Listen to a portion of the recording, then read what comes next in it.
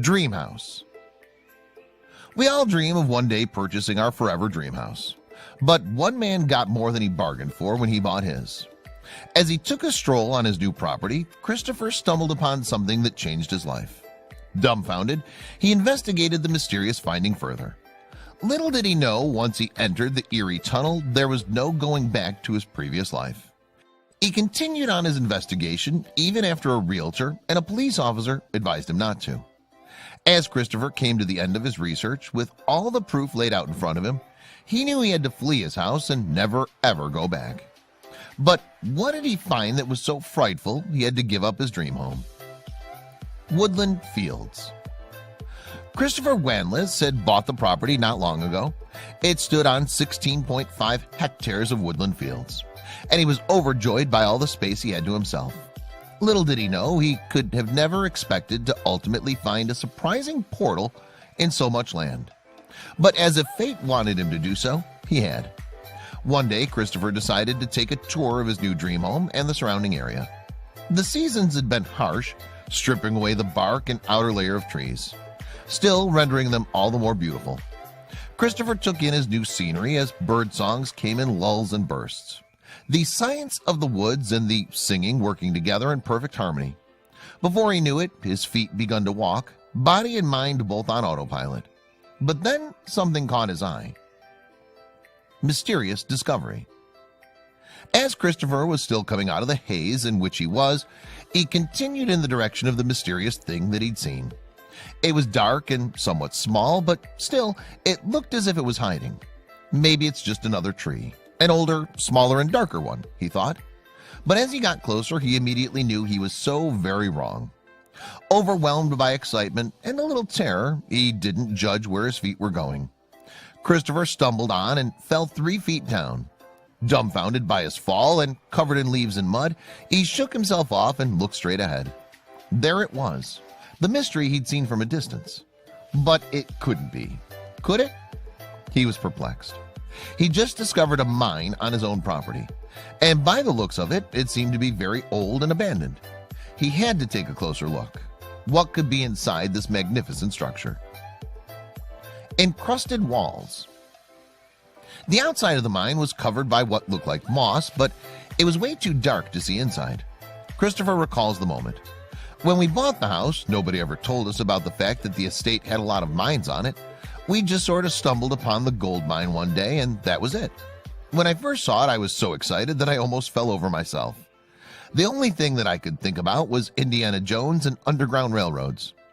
Excited for his adventure to begin, he rushes back to his house and gathers a flashlight so he could see everything that the mystery would uncover. Little did he know, this was going to be the worst decision of his life. He arrived at the entrance of the mine with the flashlight in hand. Holding his breath, he takes one step into the mine and is welcomed by sparkly pieces encrusted in the walls. What had he just found? Echo.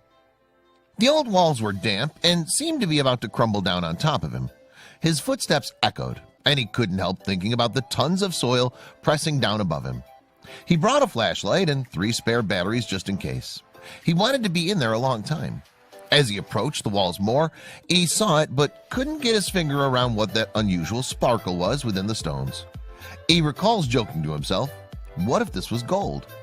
But the thought immediately left his mind when he looked down and noticed something that could change his expedition too soon. Damp and cold. Whatever the temperature outside, it was rather damp and cold within the mine. He immediately noticed how his footprint had made a 4-inch indentation in the soil. Water was coming in from somewhere, as the puddles of water seemed to be flowing, no sign of stagnation yet. He released a sigh. He knew this was a good sign, as stagnation pools of water in abandoned mines can release dangerous gases when disturbed. It's always better if the water's flowing so it won't turn vile. But as he looks ahead of him, with his flashlight pointing straight outward, he couldn't see the end of the tunnel. Something or someone was there. Noises started echoing through the tunnel as if it was behind him. Intrigued, he followed the noise. Little did he know what a mistake this truly was. No light.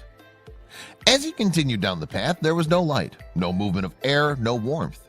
He held his flashlight out as if he was holding a sword and was ready to engage in battle. The noise screeched louder this time. sounds of machinery and old metal parts coming into play. But then he hears them. Who knows what he just walked into? Voices fill the mind's innard, but are inaudible to Christopher. "Who's there?" he shouts, only to be responded by his own echo.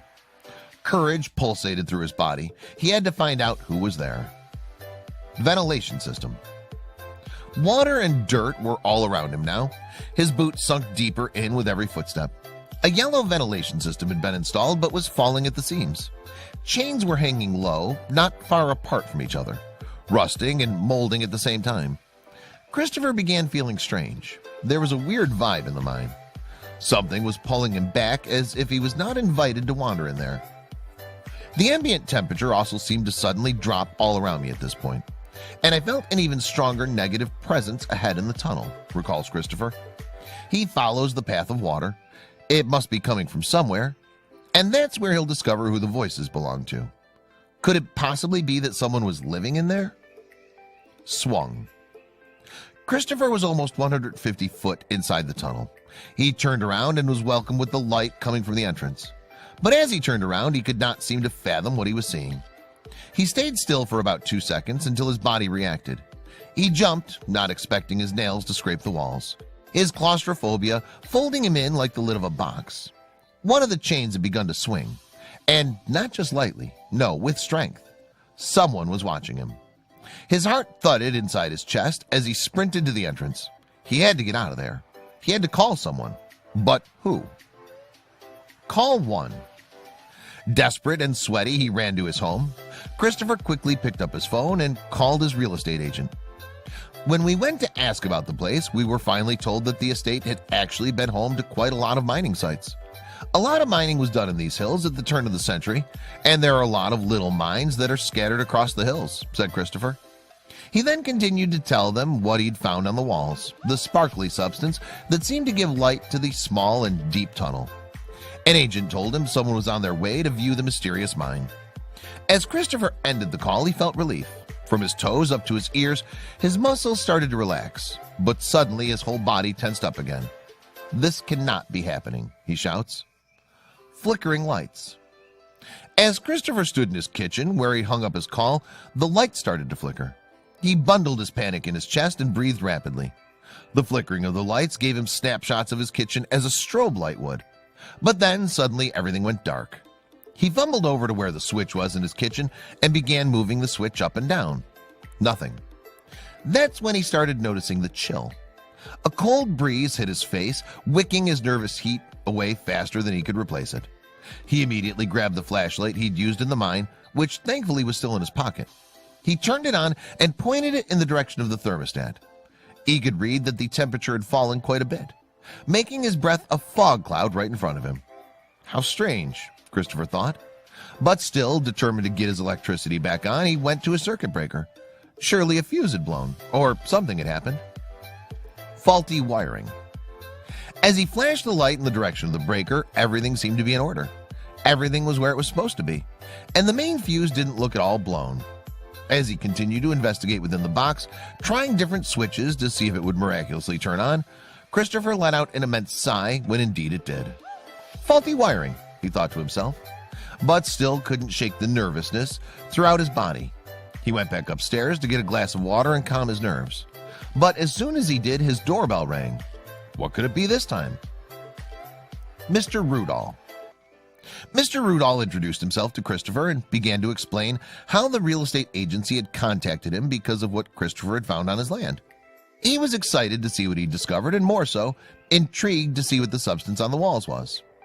Christopher led Rudall to the mine, advising him to watch his step as he toppled over when he first approached it.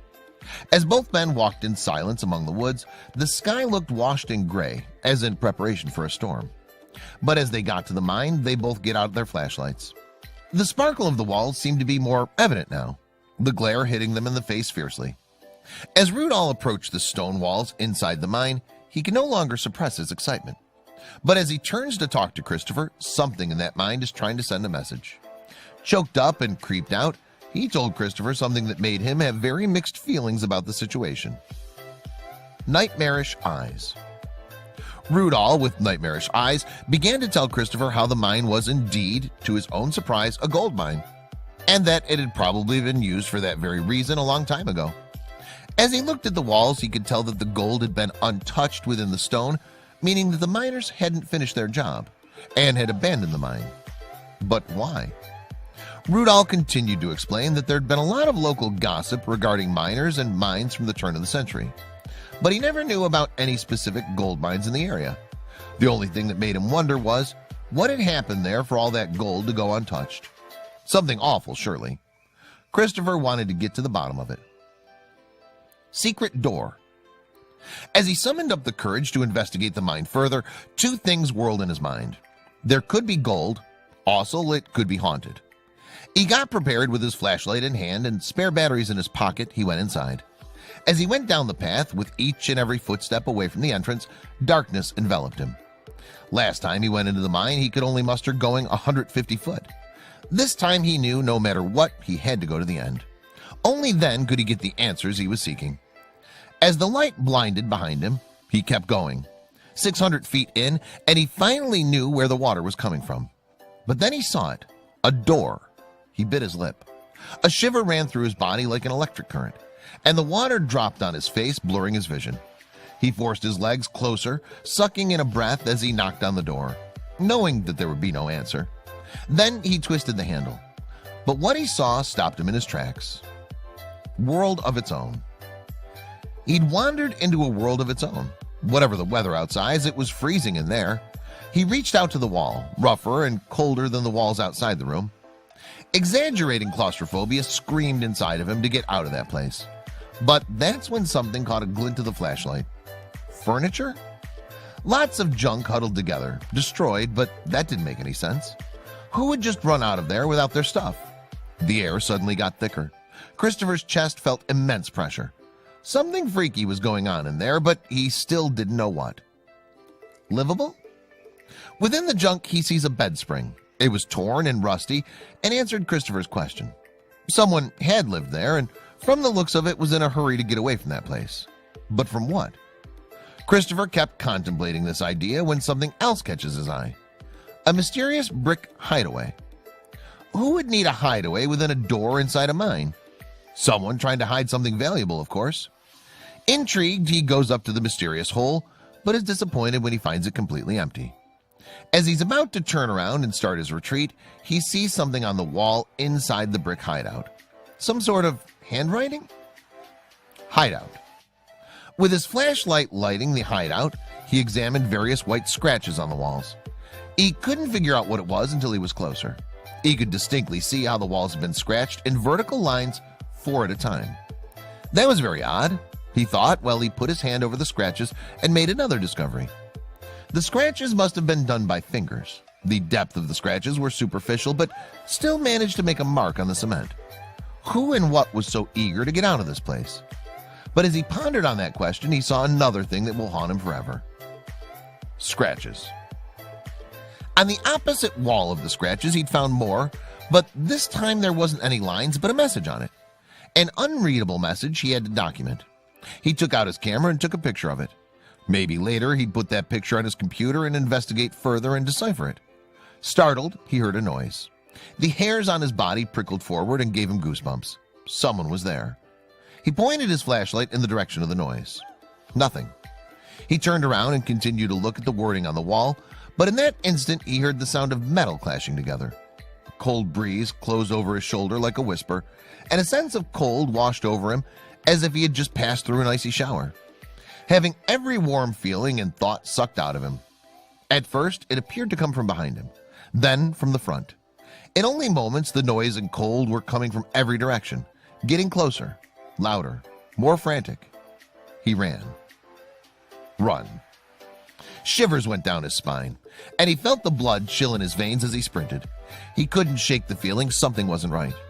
His mind told him not to move, but his body dragged him to the light of the entrance like a moth to a flame. When he finally got out, he clutched his chest and fell to the ground. He should have known everything was so right it was wrong. Really wrong. A gold mine? That would have been too good to be true. As he got up in a frenzy, he collected himself and continued to run through the woods to his house. The stillness of the air seemed to suck even the sound of his footfalls. Even the trees seemed not to rustle, as if they were tense with nerves for what was to come. He ran like he had never done before. He had to find out what was really happening. Haunted Mine. As he got to his house, he made his way straight to his study and locked himself in. Something weird was happening in that mine, and he needed answers. Creeped out, he Googled haunted mines. And as the results were loading, a chill rose up his spine, making him shiver. The thing that was in the mine was there, with him, inside the house, and he could feel it. He whipped around, and sounds of hushed whispering seemed to be erupting everywhere around him. Was he going crazy? A breath so hoarse echoed around him. As Christopher turned his head over his shoulder, the whispering stopped. The air chilled to ice, and his labored breathing became the only sound. Then, out of nowhere, the Google search loaded, and the first hit read, "If you want to get rid of the paranormal activity in the mine and subsequently in your life, you have to face it." Could he really? Could he go back and make whatever this is leave him alone? There was only one way to find out. Hello? Christopher heard the knocks come in pairs of threes, 3 times. He swallowed the lump in his throat. "Hello?" is all he could muster to say. Tentatively taking steps forward, he reached the handle of his study. He twisted it, hoping it would give easily and swiftly. It did. As he crossed over to the kitchen, a small whirring sound made him turn his attention to it. It came from the camera. He went over and picked up the object. He could have sworn he turned it off when he got inside the house, but when he went to check on the pictures, there were none on the SD card. They'd all been deleted. He picked up his camera again and headed towards the mine. This time he was going to face whatever was in there. Gathered courage. Christopher gathers all the courage he can as he looks into the mine. He's welcomed with darkness at first, but then he realizes he made a colossal mistake. The dark and shadowy corridor he had run out of twice already seemed a little darker. He thought that his flashlight was a bit faulty, so he continued on step by step through the puddles of water until an incredible cold gust of air hits him in the face with such strength he could have sworn it was a basketball. The cold air leaves him pale, even though his blood still runs warm. But then he heard the noise of metal again. He knew he had to face it, but he never expected this decision to be a terrible mistake. Awful sound. As his feet led the way through the darkened tunnel, his body abruptly stopped.